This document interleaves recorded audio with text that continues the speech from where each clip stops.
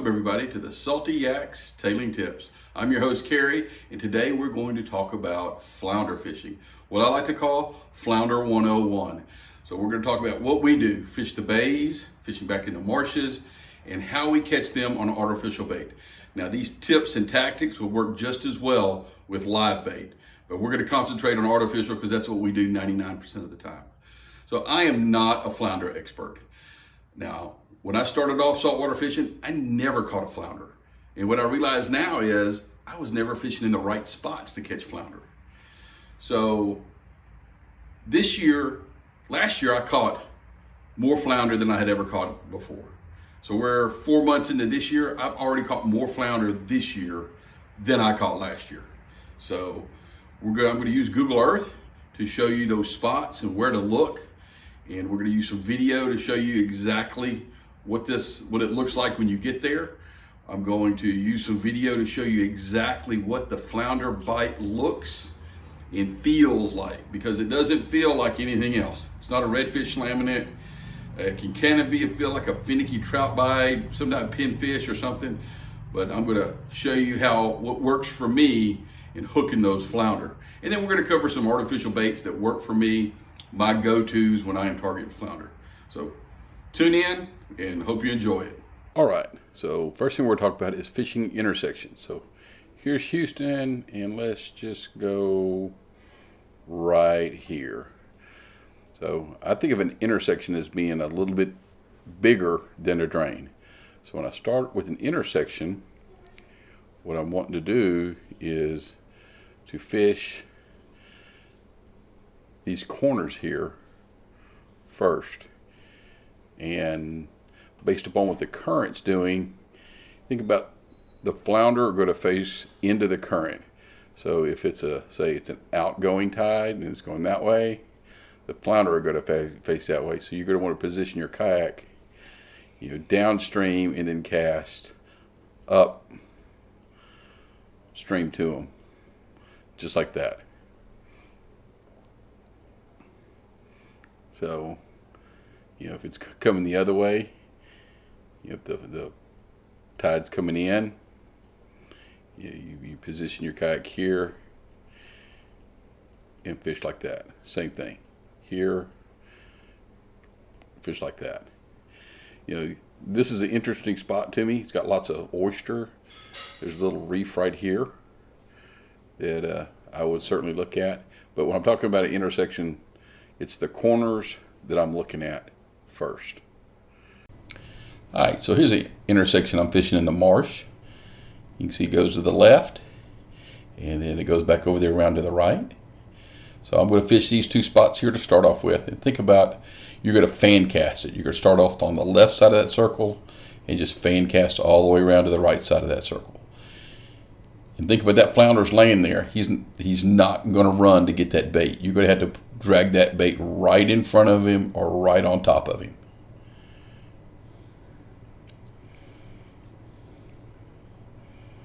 Here's another intersection, same thing, fishing the corner there. But when I get through fishing that spot, I'm going to move my kayak, about 10 yards to the left and continue to fan cast and continue to do that till I work all the way around fishing the front of that intersection. So when I'm thinking drains, I'm thinking smaller than intersections. So here's a little marshy area off of Chocolate Bay. And here's a lot of good examples right here. Obviously, I would be fishing this. Here, all of this. Here's a drain here. Kind of opens up. I'll give you an example of that on videos where I caught some flounder like that. This one here is just loaded with all kinds of little drain areas, to look for flounder. This little ditch right here, I would fish all of those. That's what I'm talking about when I'm talking about a drain. So here we're at a drain. I catch most of my flounder at drains just like this. I would have started way off on the side and fished from the edge. This would have been my second kayak position. still fan casting and fishing it, and then I would keep moving around till I fish the whole little drain there.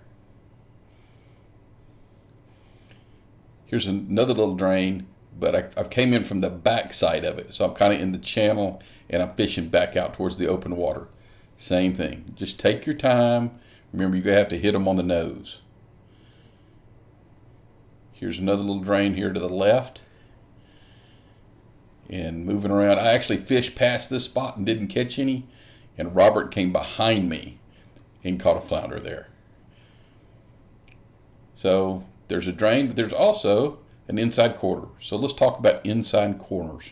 So when I talk about inside corners, this is what I'm talking about. This little area right here, area here, all the inside corners.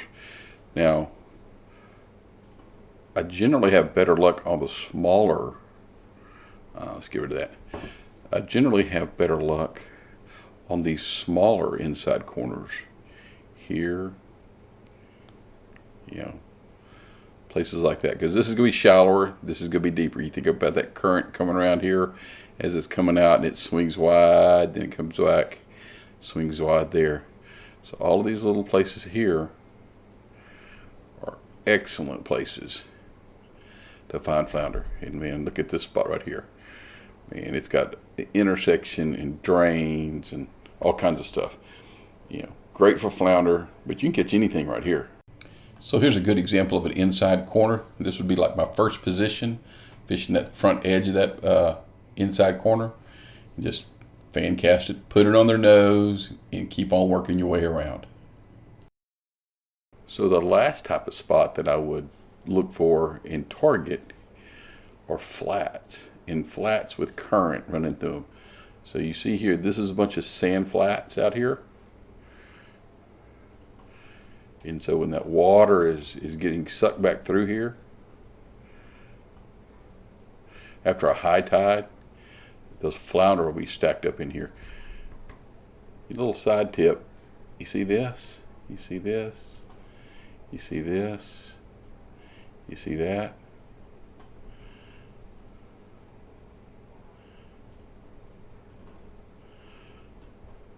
Boats. So if there's boats fishing there, might be a pretty good place to go check out. So this is all sand. Now you'll find flounder on sand. I find them a lot of times around oyster. And let me give you an example of a spot like that. Here we go. So imagine it's been a high tide, now the tide's coming out. So all that tide's getting, currents is being drug out this way, it's maybe being drug out here. But all of this is oyster. All of this is oyster, and there's a little deep ditch that runs through here. So as that water gets pulled out, then flounder will lay upon that oyster. Now this is where you're going to be using a weedless hook on your soft plastic and fishing these little drains and these little cuts here for those flounder right there. So that's what I'm talking about when I talk about flats. So either sand or oyster, I find them on both. So let's talk about the bite and the hook set. So watch the little video. Did you see the bite? It's very subtle. Here, watch it again. That's it. That little tap tap. You would think that I had did that, but I didn't. So watch it again, slow motion. Boom. There it is. So upon feeling that little tap tap, you've got to wait. You got to wait the 5 seconds. So here it is in full motion. There it is. 1, 2, 3, 4, 5. Reel down. Set the hook. And that's the way I do it. Give them the 5 seconds and go from there. Another one. Let's see what we got.